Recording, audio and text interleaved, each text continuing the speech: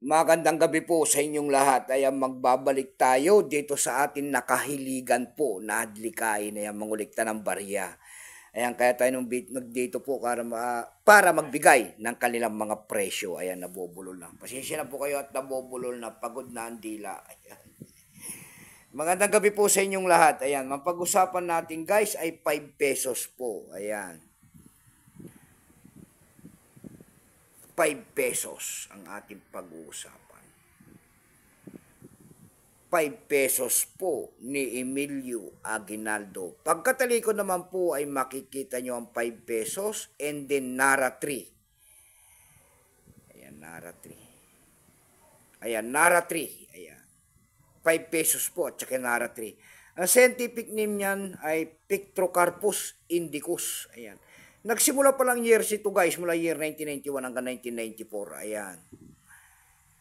Ito ay year 1992. Value po nito ay 5 pesos. Ayan. Pero bago yan, magpapasalamat muna tayo sa lahat ng masugid na mga tagapagsubaybay dito sa aking YouTube channel. Siyempre po. Lahat po ng aking mga subscriber po, magandang gabi po sa inyong lahat. Maraming salamat din po sa mga tumatangkilik dyan sa aking FB page. Lahat po ng mga takapalo sa aking FB page, thank you so much sa inyong lahat. Mabuhay din po kayo and God bless. Yun naman po sanang hindi nakapag-subscribe dito sa aking YouTube channel. Anyayaan ko lang sana kahit malaking tulong na po o bagay ang inyong magagawa. Tulad na lamang po ng pagpindot ng ating subscribe button, like and share para ma-update ko naman kayo sa mga bago ko pang ilalabas na video about coins. Ayan.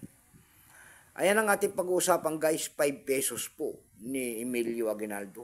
Year 1992. Ayan.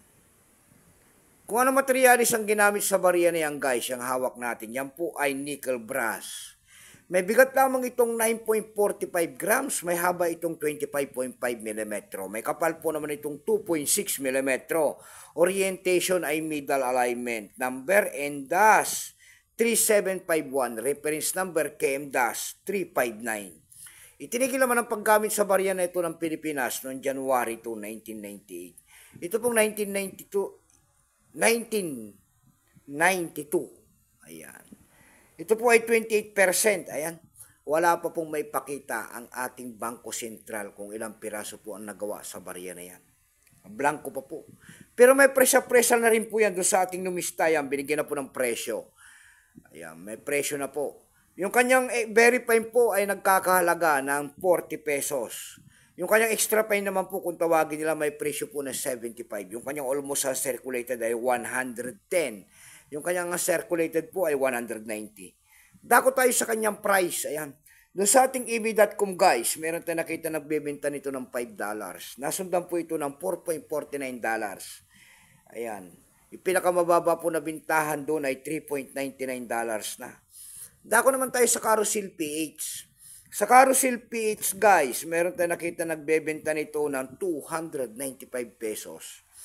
Meron naman tayo nakita doon nagbebenta nito 3 piraso po ay year 1992. 3 piraso po binebenta niya ng 1,500 pesos. Meron naman tayo nakita doon nagbebenta rin ito ng 100 pesos. Yung pinakamababa po na bintahan doon ay 60 pesos na. Ayan lamang po ang aking may babaging kanyang presyo po. Keep safe po sa inyo lahat and God bless.